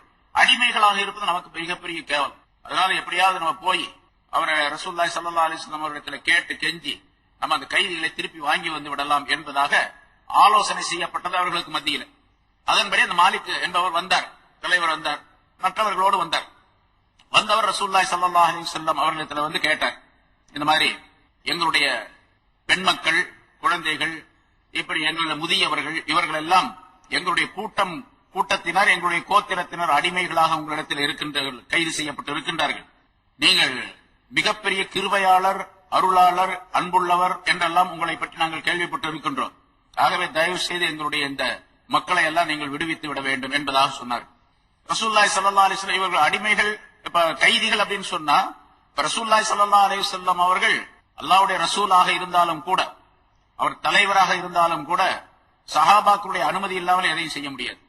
ஆனா ரசூலுல்லாஹி ஸல்லல்லாஹு அலைஹி வஸல்லம் அவர்களுக்கு அல்லாஹ் தஆலா சின்ன சின்ன விஷயங்களுக்கும் கூட சஹாபாக்களிடத்தில் கலந்து ஆலோசனை செய்ய வேண்டும் என்று கட்டளையிட்டு இருக்கின்றார். வஷாவிருஹும் ஃபில் அம்ர், எந்த விஷயத்தை செய்தாலும் சஹாபாக்களிடத்தில் கலந்து ஆலோசனை செய்து கொள்ளுங்கள் என்பதால், அதாவது பொது விஷயமாக இருக்கும் பொழுது அல்லாஹ் தஆலா கட்டளையிட்டார். அதனால ரசூலுல்லாஹி ஸல்லல்லாஹு அலைஹி வஸல்லம் அவர்கள், நானா ஒண்ணும் செய்ய முடியாது, சஹாபாக்களிடத்தில் நான் கேட்கிறேன். அப்ப சஹாபாக்களை எல்லாம் ஒன்று கூட்டி ரசூலுல்லாஹி ஸல்லல்லாஹு அலைஹி வஸல்லம் அவர்கள் கேட்டார்கள், இவங்க வந்து இப்படி கேட்டுக்கிறாங்க, எங்களுக்கு பொருள் எல்லாம் வேணாம், நீங்க எடுத்த பொருள் எல்லாம் நீங்களே வச்சுங்க, எங்களுக்கு தேவையில்லை, ஆடு மாடு ஒட்டகம் வெள்ளி தங்கம் எது இருந்தாலும் எதாவது நீங்க வச்சுங்க, எங்களுடைய மக்களை மட்டும் நீங்கள் விட்டுருங்க, இவர்களை நீங்கள் கொண்டு சென்றால் அவர்களை அடிமைகளாக ஆக்கப்படுவது எங்களுடைய குலத்திற்கு, எங்களுடைய கோத்திரத்திற்கும் கேவலமானது, அதனால் விட்டுடுங்க அப்படின்னு சொல்லி சொன்னார். தயவு செய்து விட்டுடுங்க. சஹாபாக்களிடத்தில் ரசூலுல்லாஹி ஸல்லல்லாஹு அலைஹி வஸல்லம் கேட்டார்கள். ஒட்டுமொத்தமாக எல்லா சஹாபாக்களையும் கூட்டி வைத்து இவர்கள் இப்படி சொல்லுகின்றார்கள், இந்த மனிதர்கள் எல்லாம் கைது செய்யப்பட்டு இருக்கக்கூடிய இந்த மனிதர்கள் எல்லாம் உங்களுடைய சொத்துக்கள். ஏன்னா அவரவருக்கு ஒருவரை பிரித்து கொடுத்தால் அவரவருடைய அடிமையாக அவர் இருப்பார். ஒரு சஹாபிக்கு ஒருவரை பிடித்து இவர் உனக்கு சேர்ந்தவர் என்று கொடுத்தால் அவருக்கு அவருடைய அடிமை என்று பொருளாகும். எப்படி சொத்து இருக்கின்றதோ அதே போன்று அடிமை என்பது ஒரு சொத்து, அவருக்கு அடிமையாக இருப்பார். இப்ப இதெல்லாம் உங்களுடைய பொருள்கள், உங்களுடைய அடிமைகள் இவர்கள். நீங்கள் அனுமதி கொடுத்தால் இவர்களை நான் விட்டு விடுகின்றேன் என்பதாக சொன்னார். ரசூலுல்லாஹி ஸல்லல்லாஹு அலைஹி வஸல்லம் அந்த நேரத்தில் என்ன பண்றாங்க, அனுமதி கேட்கின்றார்கள் சஹாபாக்களிடத்தில். மிகப்பெரிய வல்லமை படைத்தவராக இருந்தாலும் கூட தன்னுடைய சமூகத்தாரிடத்திலே, தன்னுடைய கூட்டத்தாரிடத்திலே எப்படி நடந்து கொள்ள வேண்டும். ஒரு பெரிய அதிகாரி இருக்கின்றார், பெரிய வல்லமை படைத்தவராக இருக்கின்றார், அவர் போர்க்களத்திலே மிகப்பெரிய தளபதியாக இருந்து கொண்டிருக்கின்றார். அப்படிப்பட்ட தளபதியாக இருந்தாலும் கூட தனக்கு கீழே உள்ள படையினிடத்தில் எப்படி நடந்து கொள்ள வேண்டும் என்ற ஒழுக்க முறையை ரசூலுல்லாஹி ஸல்லல்லாஹு அலைஹி வஸல்லம் இங்கே கற்றுத் தருகின்றார்கள். கேட்டார்கள் அனுமதி. எல்லா சஹாபாக்களும் ஒட்டுமொத்தமாக யார சொல்ல, நீங்கள் விரும்பினால் நீங்கள் எப்படி நினைக்கின்றீர்களோ அப்படி செய்து கொள்ளுங்கள், நீங்கள் விட்டு விடலாம் என்பதாக, கொடுத்து விடலாம் அவர்களுக்கு என்பதாக சொன்னார். இதனால எல்லாரும் கூட்டத்துல ஒட்டுமொத்தமாக எல்லாரும் சொன்னதுனால யாராவது 1-2 பேர் விருப்பம் இல்லாம இருந்தா என்ன பண்றது அப்படின்னு ரசூலுல்லாஹி ஸல்லல்லாஹு அலைஹி வஸல்லம் தனித்தனியா கூப்பிட்டு கேட்டாங்க. யாரையெல்லாம் தனியாக கூப்பிட்டு கேட்க வேண்டுமோ அவர்களை எல்லாம் கேட்டாங்க. 12,000 பேரையும் அல்ல, யாரெல்லாம் கூப்பிட்டு கேட்டா அது எல்லாருக்கும் பொருத்தமாக இருக்குமோ அவர்களை எல்லாம் கூப்பிட்டு கேட்டார்கள். யார் யாரெல்லாம் கூப்பிட்டு கேட்டார்களோ அவர்கள் எல்லாம் அதை ஒத்துக்கொண்டார்கள். ஒட்டுமொத்தமாக கேட்கும் போது கூட்டத்துல எல்லாரும் சொல்லி இருப்பாங்க அப்படின்னு நம்பிக்கிட்டு அப்படியும் விட்டுறக்கூடாது. யார் அதை திருப்தி கொள்ளவில்லை என்பதாக தெரிகின்றதோ அவர்களிடத்தில் தனியாகவும் ஆலோசனை செய்ய வேண்டும் என்பதையும் ரசூலுல்லாஹி ஸல்லல்லாஹு அலைஹி வஸல்லம் அங்கே கற்றுத் தருகின்றார்கள். ஒரு கூட்டத்துல எல்லாரும் கை தூக்குங்க அப்படின்னா எல்லாரும் கை தூக்குவாங்க. எல்லாரும் கை தூக்கணும். ஒரு 5000 பேர் இருக்காங்கன்னு வச்சுங்க, 5000 கையை எண்ணிக்கிட்டா இருக்க முடியும்? யார் கை தூக்கலன்னு தெரியாது. அதனால யார் அப்படி அதிருப்தியாக இருக்கின்றார்களோ அவர்களை எல்லாம் கேட்க வேண்டும். ஆனா அதிருப்தி என்பது சஹாபாக்களிடத்தில் இல்ல. இருந்தாலும் ஒரு ஒழுக்க முறை இப்படித்தான் இருக்க வேண்டும் என்ற கட்டுப்பாட்டை சொல்லித் தருவதற்காக ரசூலுல்லாஹி ஸல்லல்லாஹு அலைஹி வஸல்லம் கூப்பிட்டு கேட்டாங்க.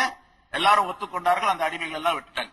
அந்த மாலிக் இப்னு அவுஃப் என்பவர் என்ன பண்ணாரு கேட்டா, அவர் பார்த்தாரு, இவ்வளவு பெரிய மனிதரா இவர், இவ்வளவு அற்புதமான மனிதராக இருக்கின்றாரே என்பதாக சொல்லி எவ்வளவு பகை இருந்ததோ அந்த பகையெல்லாம் முற்றிலுமாக மாறி ரசூலுல்லாஹி ஸல்லல்லாஹு அலைஹி வஸல்லம் மீது அன்பு ஏற்பட்டு அவரும் அவரை சார்ந்த பலர் நூற்றுக்கணக்கான மனிதர்கள் உடனடியாக இஸ்லாத்தை தழுவிவிட்டார்கள். எதிரியாக இருந்து போர்க்களத்திற்கு வியூகம் வகுத்து கொடுத்த அந்த தலைவர் முதல் நாள், அடுத்த நாள் அல்லது ஒரு 2-3 நாளைக்குள்ள அவர் இஸ்லாத்தை தழுவி விட்டார். அதை அல்லாஹ் தஆலா இங்கே சொல்லுகின்றான், சும்ம யதூபு மின் பாதி தாலிக, பிறகு அதற்கு பின்னால் அல்லாஹ் தஆலா அவர்களுடைய தௌபாவை அலா மன் யஷா, தான் யாரை நாடினானோ அவர்களின் மீது தௌபாவை அல்லாஹ் தஆலா ஒப்புக்கொண்டான். தௌபாவை ஒப்புக்கொண்டான்னு சொன்னா இஸ்லாத்திற்கு வருவதற்குரிய தௌஃபீக் செய்தான், உதவி செய்தான் அல்லாஹ் தஆலா. சும்ம யதூபுல்லாஹு அலா மின் பாதி தாலிக அலா மன் யஷா, தான் நாடியவரின் மீது அல்லாஹ் தஆலா அதற்கு பின்னால் தௌபாவை ஏற்றுக்கொண்டான். அதாவது அவர் ஷிர்கில் இருந்து தௌபா செய்து விட்டார். அந்த தௌபாவை அல்லாஹ் தஆலா ஏற்றுக்கொண்டு அவருக்கு இஸ்லாத்தினுடைய அந்த பாக்கியத்தை அல்லாஹ் தஆலா அருளினான் என்பதாக குறிப்பிடுகின்றார். வல்லாஹு கஃபூருர் ரஹீம், அல்லாஹ் தஆலா மன்னிக்கிறவராகவும் அருள் புரியவராகவும் இருக்கின்றார். எவ்வளவு பெரிய பாவங்களாக இருந்தாலும் அந்த பாவங்களை மன்னித்து அவருக்கு அருள் புரியக்கூடிய தன்மையுடையவனாக அல்லாஹ் தஆலா இருக்கின்றான். அல்லாஹ் தஆலாவுடைய அந்த அருளை புரிந்து கொள்ள வேண்டும் என்பதையும் அல்லாஹ் இங்கே குறிப்பிடுகின்றான். ஆக ஹுனைன் போரின் மூலமாக ஏராளமான வசதிகளை அல்லாஹ் தஆலா சஹாபாக்களுக்கு ஏற்படுத்தி கொடுத்தான். ஏன்னா இந்த ஏராளமான பொருள்கள் அந்த போராளிகளுக்கு தான் பங்கிட்டு கொடுக்கப்பட்டன. அதில் பெரும் பெரும் வசதி உள்ளவர்களாக அவர்கள் மாறிவிட்டார்கள் என்பதாகவும் சொல்லப்பட்டிருக்கின்றது.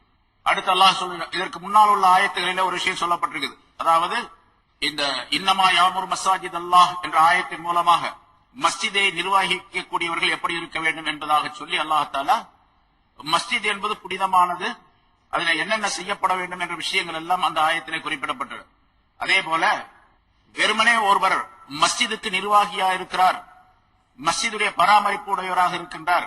ஏன்னா அந்த சஹாபாக்கள்ல பலர் அப்பாஸ் ரலியல்லாஹு தஆலா அவர்களும் அதே போன்று சில சஹாபாக்களும் பெருமைப்பட்டுக் கொண்டார்கள். நாங்கள் ஹரம் ஷெரீஃபுக்கு பொறுப்பாளராக இருக்கின்றோம், எங்களுக்கு இது மிக பெருமை தரக்கூடிய விஷயம் என்றெல்லாம் சொல்லிக் கொண்டார்கள். அந்த நேரத்தில் அல்லாஹ் தஆலா அந்த ஆயத்தை இறக்கி வைத்து, வெறுமனே நீங்கள் மஸ்ஜிதுல் ஹராமுக்கு பொறுப்பாளராக இருப்பதோ அதற்கு சேவை செய்வதோ ஒரு பெரிய விஷயம் அல்ல, மாறாக நீங்கள் என்ன செய்ய வேண்டும் என்று சொன்னால் அல்லாஹ்வையும் ரசூலையும் நம்பக்கூடியவர்களாக இருப்பதுடனே அல்லாஹ் ரசூல் சொல்லிய வழியிலே நீங்கள் நடக்கக்கூடியவர்களாக இருக்க வேண்டும். அது இல்லாம வெறுமனே ஒரு இடத்திற்கு ஒரு மஸ்ஜிதிற்கு பொறுப்பாளராக இருக்கின்றோம், இந்த மஸ்ஜிதை நான் நிர்வகிக்கின்றேன், மஸ்ஜிதுடைய காரியங்களை நான் செவ்வனே செய்து வருகின்றேன் என்று சொல்லுவதின் காரணமாக பெருமை எடுத்துக் கொள்வதிலே எந்த விதமான அர்த்தமும் இல்லை. அல்லாஹ்வுடைய பயம் யாருக்கு இருக்கின்றதோ அவர்தான் சிறந்தவராக ஆக முடியும் என்ற விஷயத்தை அல்லாஹ் தஆலா முந்தின ஆயத்திலே சொல்லி காட்டு. அஜஅல்தும் சிகாயத்துல் ஹாஜி வ இமாரத்துல் மஸ்ஜிதில் ஹராமி கமன் ஆமன பில்லாஹி வல் யௌமில் ஆகிர் என்ற ஆயத்திலே ஒரு 2-3 வாரத்துக்கு முன்னால் சொல்லப்பட்டது. அதாவது ஹாஜிகளுக்கு நீர் புகட்டுவதையும் ஜம்சம் நீர் புகட்டுவதையும் மஸ்ஜிதுல் ஹராமை பராமரிப்பதையும் அல்லாஹ்வையும் ஆகிரத்தையும் நம்பிய அந்த மனிதர்களை போன்று இவர்கள் ஆக்குகிறார்களா, நீங்கள் ஆக்கிக் கொள்ளுகிறீர்களா என்பதாக அல்லாஹ் தஆலா கேட்டார். ஜம்சம் நீரை மக்களுக்கு கொடுப்பதும் தாகம் தீர்ப்பதும் மஸ்ஜிதுல் ஹராமை பராமரிப்பதும் மிகச் சிறந்த காரியம், மிகப்பெரிய பலன் தரக்கூடிய காரியம், அதை போன்ற நன்மையான காரியம் வேறு எதுவுமே இல்லை என்பதாக சொல்லிக் கொண்டிருந்தார்கள், பேசிக் கொண்டிருந்தார்கள். அல்லாஹ் தஆலா அதை ரத்து செய்து சொல்லுகின்றான், ஈமான் கொண்டவர்கள் அல்லாஹ்வையும் ஆகிரத்தையும் ஈமான் கொண்டவர்களை போன்றவர்களாக முடியுமா? அல்லாவையும் ஆகிரத்தையும் நம்பி ஈமான் கொண்டிருக்கக்கூடிய மனிதர்கள் மிக உயர்ந்தவர்கள். அப்படி ஈமான் கொள்ளுவதோடு இந்த காரியம் இருந்தால் அது இன்னும் விசேஷமாக இருக்கும். ஈமான் கொண்ட மனிதர்கள் தான் இதை பராமரிக்க வேண்டும் என்பதும், அல்லாஹ்வுடைய பாதையில அவர்கள் தான் சிறந்தவர்கள் என்பதும் அல்லாஹ் அங்கே சொல்லி காட்டினார். அதே போல ஹிஜ்ரி 9வது ஆண்டு, அதற்கு முன்னால் உள்ள ஆயத்தில் சொல்லப்பட்டது, ரசூலுல்லாஹி அல்லாஹ் தஆலா ஹஜ்ஜுடைய இந்த கடமையை ஆக்கிய நேரத்தில் ஹிஜ்ரி 9ஆம் ஆண்டு ஹஜ் கடமையாக்கப்பட்டது. ஹஜ் கடமையாக்கப்பட்ட உடனேயே அதே ஆண்டிலே ரசூலுல்லாஹி ஸல்லல்லாஹு அலைஹி வஸல்லம் அவர்கள் ஹஜ்ரத் அபூபக்கர் சித்திக் ரலியல்லாஹு தஆலா அவர்களை தலைவராக நியமனம் செய்து ஒரு 300 பேரை ஹஜ்ஜுக்கு அனுப்பி வைத்தார்கள். முன்னால் உள்ள ஆயத்துகளில் சொல்லப்பட்டிருக்கின்றது. அல்லாஹ் தஆலா சொல்லுகின்றான் அடுத்து, யா அய்யுஹல்லதீன ஆமனூ, ஈமான் கொண்டவர்களே. இங்கே அந்த சட்டத்தை சொல்லுகின்றான், ஈமான் கொண்டவர்களே. இன்னமல் முஷ்ரிகூன நஜஸுன், முஷ்ரிக்குகள் எல்லாம் நஜீஸானவர்கள், அசுத்தமானவர்கள். முஷ்ரிக்குகள் எல்லாம் அசுத்தமானவர்கள். ஆகவே ஃபலா யக்ரபுல் மஸ்ஜிதல் ஹராம பாத ஆமிஹிம் ஹாதா, அவர்கள் மஸ்ஜிதுல் ஹராமுக்கு நெருங்க வேண்டாம், அதாவது மஸ்ஜிது ஹராமுக்குள்ளே வர வேண்டாம்.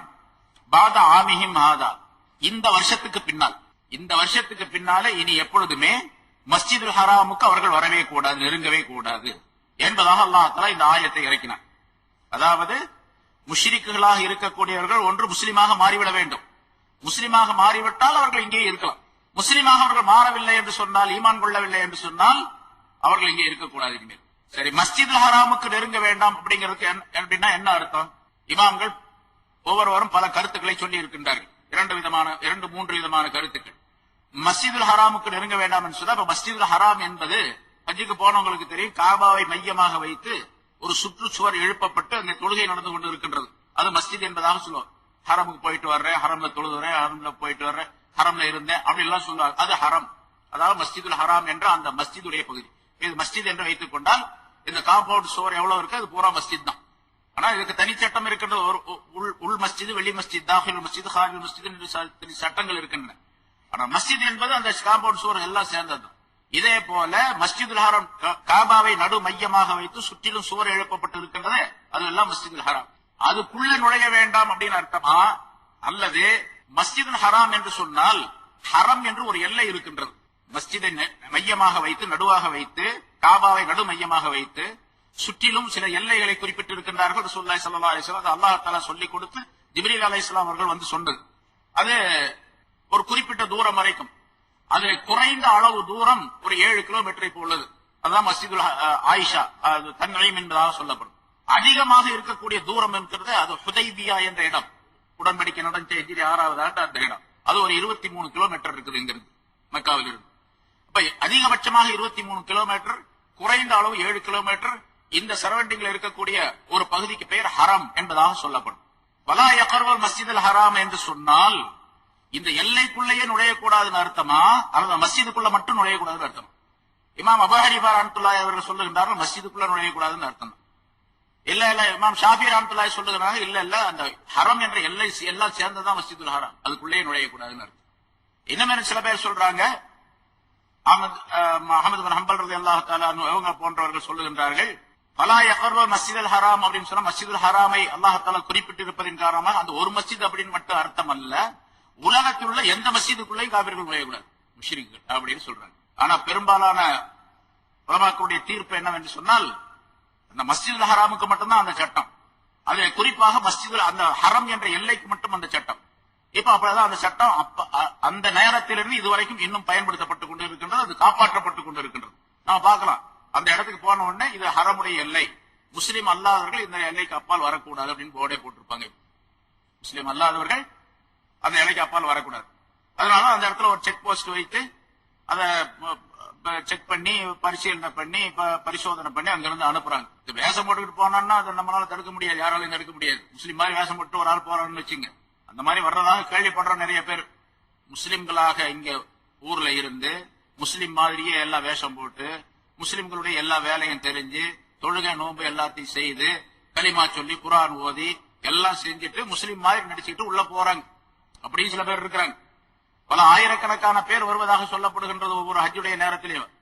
போனவர்களை கிட்டத்தட்ட பாதி பேருக்கு மேல ஒரிஜினல் முஸ்லீம் ஆயிட்டு வந்துடுறாங்க, மீதி பாதி பேர் போயிடுறாங்க. டூப்ளிகேட் முஸ்லீமா போறாங்க, வரும்போது ஒரிஜினல் முஸ்லீமா மாறி வர்றாங்க. ஏன்னா அங்க இருக்கக்கூடிய காட்சியை பார்க்கும்போது அவனுடைய மனம் மாறி விடுகின்றது. அதனால இங்க இப்படி கருத்துக்கள் இருக்கின்றன, பல கருத்துக்கள் இருக்கின்றன. இருந்தாலும் பொதுவாக பெரும்பாலான கருத்து என்னவென்று உலமாக்களுடைய கருத்து, ஹரம் என்ற அந்த எல்லைக்குள்ளே முஷ்ரிக்குகள் யாரும் இந்த வருஷத்துக்கு பின்னால் இனிமேல் எப்பொழுதுமே, இந்த வருஷத்துக்கு பின்னால் அந்த 9வது வருஷம், 9வது வருஷத்தான் இந்த வருஷம் அப்படின்னு சொல்றது. ஏன்னா அலி ரலியல்லாஹு தஆலா அன்ஹு அவர்களுக்கு ரசூலுல்லாஹி ஸல்லல்லாஹு அலைஹி வஸல்லம் சொல்லிக் கொடுத்து பிரகடனம் செய்தது அந்த 9வது ஆண்டு, ஹிஜ்ரி 9வது ஆண்டு. இதுக்கு பின்னால அந்த மஸ்ஜிதுல் ஹராமுக்குள்ள யாரும் நுழையக்கூடாது, அல்லாஹ் நெருங்கவே ஃபலா யக்ரபு, அவர்கள் நெருங்க வேண்டாம் என்று அல்லாஹ் தஆலா சொல். ஏன்னா அவர்கள் நஜீஸ், அசுத்தமானவர்கள். சரி, அசுத்தமானவர்கள் என்ன அர்த்தம்? இதுக்கு சரி சில பேர் வெளிப்படையாவே அர்த்தம் செய்யறாங்க. இங்க என்ன கருத்து சொல்லப்பட்டிருக்கு அதே மாதிரி தான். முஷ்ரிக்குகள் நஜீஸ், அதனால அவங்கள தொட்டா ஒலி செய்யணும் அப்படிங்கிறாங்க சில பேர். என்ன ஆகுறது இந்த நாட்டுல, அவங்கள தொட்டா ஒலி செய்யணும் அப்படின்னு சொன்னா அப்புறம் எப்பவுமே ஒலி செஞ்சுக்கிட்டே இருக்கணும், தொடவே கூடாது. பஸ்ல போக முடியாது, ட்ரெயின்ல போக முடியாது, கூட்டத்துல போக முடியாது, கடைக்கு போக முடியாது, கடத்துறதுக்கு எதுக்குமே போக முடியாது. அப்படி சில பேர் அர்த்தம் செய்யறாங்க. நான் தாவூதுல் லாஹிரின்னு ஒருத்தர் இருக்கார், ஒரு பெரிய இமாம். அவர்கள் வெளிப்படையாக என்ன சொல்லப்பட்டதோ அதை அப்படித்தான் அர்த்தம் செய்யணுமே தவிர அதுக்கு இந்த கருத்து, இதுக்கு இந்த கருத்து, இதுக்கு நுணுக்கமான கருத்து, அது என்ன கருத்து அப்படிலாம் சொல்லக்கூடாது. வெளிப்படையா என்ன இருக்குதோ அப்படித்தான் அவர் சொல்லுவார். நம்மளாலே சொல்லியிருக்கேன், தாவூதுல் லாஹிரின்னு சொல்லுவார். அல்லாஹ் தஆலா சொல்லுகின்றான், ஒதுவை பற்றி சொல்லும் போது, இதா கும்தும் இலஸ் ஸலாத்தி ஃபக்ஸிலு வுஜூஹக்கும் யா அய்யுஹல்லதீன ஆமனு, ஈமான் கொண்டவர்களே, இதா கும்தும், நீங்கள் நின்றால், தொழுகைக்காக வேண்டி நின்றால் ஒலு செய்து கொள்ளுங்கள். ஃபக்ஸிலு வுஜூஹக்கும், உங்களுடைய முகங்களை கழுவிக் கொள்ளுங்கள், கைகளை கழுவிக் கொள்ளுங்கள் அப்படின்னு சொல்ற அல்லாஹ் தஆலா ஒலுவை பத்தி. தொழுகைக்கு நின்றால் ஒலு செய்து கொள்ளுங்கள் அப்படின்னா என்ன அர்த்தம்? நம்ம என்ன அர்த்தம் செய்யறாங்க எல்லாரும்? தொழுவதற்காக வேண்டி நீங்கள் நாடினால், தொழ வேண்டும் என்று நீங்கள் நாடினால் ஒலு செய்து கொள்ளுங்கள். முகத்தை கழுவிங்க, கையை கழுவிங்க, மசை செய்துங்க, காலை கழுவிங்க அப்படின்னு அல்லாஹ் தஆலா சொல்றார். அவர் என்ன சொல்றாரு? தொழுகைக்கு நின்றால் அப்படின்னா அதே அர்த்தம் தான். தொழுகைக்கு போய் முதல்ல நிக்கணும், சப்புல வந்து அப்படி நிக்கணும், நின்றுட்டு அப்புறம் போய் ஒலு செஞ்சுட்டு வரணும். இங்க வந்து நின்றுட்டு அதுக்கு பிறகு போய் ஒலு செஞ்சுட்டு வரணும். அப்படிதான் அல்லாஹ் தஆலா சொல்றான். இது லாஹிர், வெளிப்படையான அர்த்தம், அப்படித்தான் செய்யணும். அப்படி லாஹிராக அர்த்தம் செய்யக்கூடியவர்களும் உண்டு. யா அய்யுஹல்லதீன ஆமனு இன்னமல் முஷ்ரிக்குன் நஜஸ், முஷ்ரிக்குகள் எல்லாம் அசுத்தமானவர்கள் அப்படின்னு சொன்னாங்க. ஆனா நஜஸ் அப்படின்னு சொன்னா இந்த இடத்துல பெரும்பாலானுடைய கருத்து கேட்டா பாத்தினி நஜீஸ், உள்ளே உள்ள நஜீஸ், வெளித்தோட்டத்தில் நஜீஸ் அல்ல. அதாவது அவருடைய உடைய தொட்டம் அது நஜீஸ் அப்படின்னு அர்த்தம் அல்ல. ஒருத்தர் நான் தொழுதுகிட்டு இருக்கிறேன், ஒருத்தர் காபிரானவர் பக்கத்துல உட்கார்ந்து இருக்காரு, அவருடைய துணி என் மேல படுது அல்லது அவருடைய உடல் என் மேல படுது, அந்த மாதிரி நான் தொழுதுகிட்டு இருக்கேன், அவர் உட்கார்ந்து இருக்காருன்னு வச்சுங்க, நின்றுகிட்டு இருக்காரு, உட்கார்ந்து இருக்காரு, அப்ப நஜீஸ் பட்டுருச்சு தொழுக கூடாது அப்படின்னு அர்த்தம் வரணும். அப்படி அல்ல அர்த்தம். நஜீஸ் அப்படின்னு சொன்னா அவருடைய துணியோ உடலோ அசுத்தம் அப்படின்னு அர்த்தம் இல்ல. ஆனா உடல் அசுத்தம்ங்கிறது இன்னொரு வகையில இருக்குது. ஏன்னு கேட்டா உடல் அசுத்தத்தை நீக்கிக் கொள்வதற்கு 2 வகையான சுத்தம் இருக்குது நமக்கு இஸ்லாத்துல. ஒன்று ஹதஸ், சிறு தொடக்கு என்று நான் சொல்லப்படும். ஒது இல்லை என்று சொன்னால் அவர் அசுத்தமாக இருக்கின்றார், லேசான அசுத்தமாக இருக்கின்றார், ஒது இல்லாதவர். ஒது செய்து விட்டால் ரொம்ப சுத்தமானவராக ஆகிவிடுகின்றார். இன்னொரு அசுத்தம் இருக்கின்றது, அது குளிப்பு கடமையாக இருக்கக்கூடிய அசுத்தம். அவர் குளிச்சாத்தான் சுத்தமாவார். குளிக்கிற வரைக்கும் அவர் மஸ்ஜிதுக்குள்ள போகக்கூடாது, தவாப் செய்யக்கூடாது, தொழக்கூடாது, குர்ஆன் ஓதக்கூடாது, குர்ஆன் தொடக்கூடாது அப்படிங்கிற சட்டம் எல்லாம் இருக்கு. அவர் அசுத்தமானவர் அப்படின்னு சொல்லுவோம். அப்ப பெரிய அசுத்தம், சிறிய அசுத்தம் என்பதாக சொல்லப்படும். இல்ல, அது பெரிய அசுத்தத்துக்கு பேர் தான் ஜுனுப் அப்படின்னு சொல்லுவோம், பெரிய அசுத்தம். சின்ன அசுத்தத்துக்கு பேர் நஜீஸ், அதாவது ஒலு இல்லாமல் இருக்கிறார் அப்படின்னு சொல்லுவோம். இப்போ ஒரு காபிரா முஷ்ரிக்காக இருக்கக்கூடியவர், அவர் ஒலு செஞ்சாலும் சுத்தமாகாது, அவர் குளிச்சாலும் சுத்தமாக மாட்டார். நம்மளை போல நியத்து பண்ணி குளிக்கிறாருன்னு வச்சுங்க, ஜனாபத்தை நீக்கிறதுக்காக வேண்டி குளிக்கிறேன் அப்படின்னு சொல்லி நியத்து பண்ணி குளிப்புடைய பரல் சுண்ணத்தை எல்லாத்தையும் நிறைவேற்றுறாரு, குளிப்பு கூடுமா இருக்கு, அப்பவும் அவர் அப்படித்தான் இருப்பாரு. காரணம் என்ன? ஈமானுக்கு பின்னால் அப்படி நியத் செஞ்சா தான் அந்த குளிப்பு ஜனாபத்துடைய குளிப்பாக ஆகும், அப்பதான் சுத்தமாவார். இவர் ஈமானே இல்ல, அவரால் அந்த குளிப்பு அவருக்கு குளிப்பாக ஆகாது. நம்மளை போலயே குளிச்சாலும் கூட அது செல்லாது.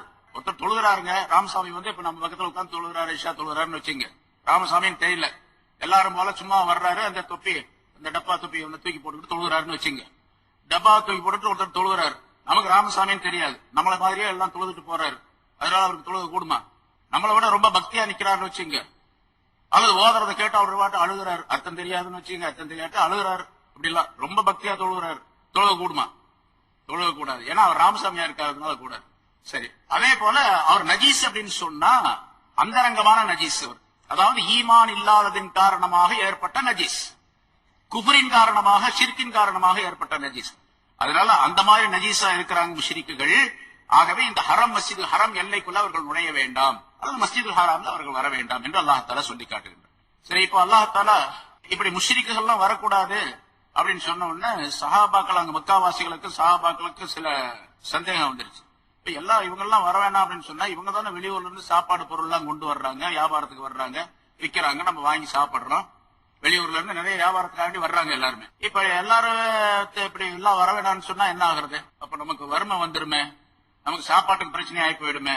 நம்ம கொடுக்கல் வாங்கல் செய்யறது, அவங்க வருவாங்க, அவங்க பொருளை கொண்டு வருவாங்க, நம்ம பொருளை வாங்கிட்டு போவாங்க. இப்படி எல்லாம் விற்பனை நடந்துட்டு இருக்கா இல்லையா மக்காவில? இவங்க வரல அப்படின்னு சொன்னா என்ன ஆகும்? வியாபாரத்துடைய தடை ஏற்பட்டு போயிடும், பொருளாதாரத்துடைய சிக்கல் ஏற்பட்டு போயிடுமே, நமக்கு வறுமை வந்து சேர்ந்துருமே, பணம் காசு சம்பாதிக்க முடியாதே, கொடுக்கல் வாங்கல் நடக்காதே, அப்படின்லாம் எண்ணங்கள் வந்துச்சு அவங்களுக்கு. அல்லாஹ் தஆலா சொல்றான், ஃபைன் ஹிப்தும் ஆயிலத்தன், நீங்கள் வறுமையை பயந்தால். அப்படின்னா என்ன? வந்து வறுமையை பயந்தால், யுக்னீக் ஃபஸௌஃப யுக்னீகுமுல்லாஹு மின் ஃபத்லிஹி, வெகு விரைவிலேயே அல்லாஹ் தஆலா தன்னுடைய கருணையின் காரணமாக உங்களை பணக்காரராக ஆக்கிடுவான். இன்ஷா, அவன் நாடினார். இன்னல்லாஹ ஹலீமுன் ஹகீம், நிச்சயமாக அல்லாஹ் தஆலா நன்கு அறிந்தவனாகவும், உங்களுக்கு என்ன கொடுக்கணும், எப்படி செய்யணும் அப்படிங்கறது நன்கு அறிந்தவனாகவும், ஹக்கீம் நுண்ணிய ஞானம் உள்ளவனாகவும் இருக்கின்றான். அவனுடைய ஹிக்மத்தின் காரணமாக, ஞானத்தின் காரணமாக உங்களை எப்படி வழி நடத்தாட்ட வேணும், உங்களுக்கு என்னென்ன தர வேண்டும் என்பது அவனுக்கு தெரியும். அதன்படி செய்வான். இன்ஷா அல்லாஹ் அந்த வாசகத்திற்குரிய விளக்கங்கள் அடுத்த வாரம் பார்ப்போம். போர் சம்பந்தமாக அல்லது சஹாபாக்கள் போர் செய்தது சம்பந்தமாக என்னென்ன விளக்கங்கள் சொல்லப்படுமோ அதுல ஏராளமான படிப்பினைகள் இருக்கு. அதனால எது சொல்லப்பட்டதோ அதிலிருந்து படிப்பினை பெறக்கூடிய தன்மையை நாம் உருவாக்கிக் கொள்ள வேண்டும். அத்தகைய நல்ல பண்புகளை நம் அனைவருக்கும் அல்லாஹ் தஆலா தந்தார்.